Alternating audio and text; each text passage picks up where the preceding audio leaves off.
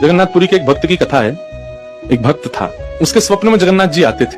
वो इतना रोता था मंदिर के बाहर खड़े होकर के। तो ठाकुर जी बोले, तू क्यों रोता है? बोले, आप बस मेरे साथ रहो, मुझे और कुछ नहीं चाहिए, और इस बात का मुझे अनुभव होना चाहिए कि आप मेरे साथ हो। तो भगवान जगन्नाथ जी ने उसको कहा, मैं तेरे साथ हमेशा हूं, और इसका अनुभव तुझे जब करना हो समुद्र की बालू में चलना, और थोड़ी दूर चलने के बाद फिर पीछे देखना, 2 पैरों के निशान तेरे होंगे और तेरे बगल में 2 पैर के निशान मेरे होंगे। उससे तुझे पता चल जाएगा मैं तेरे साथ। अब तो वो रोज जाता, समुद्र के तट पर चल के देखता, थोड़ी दूर चलता तो 2 पैर के निशान उसके और बगल में छोटे छोटे छोटे चरण भगवान के। इतना प्रसन्न रहता था। लेकिन उसके घर में कोई घटना घटी, माता जी का देहावसन हो गया, बहुत कष्ट में आ गया, इतना पीड़ा में आ गया, रोने लगा, बिलखने लगा अपनी माँ के जाने के भाव से। तुरंत दौड़ करके गया, बोले, मैं मन को शांत करने का एक ही तरीका, पता चले जगन्नाथ जी मेरे साथ।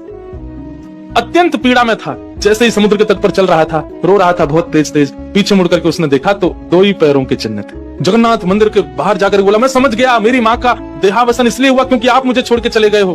अब आप मेरे साथ में नहीं हो।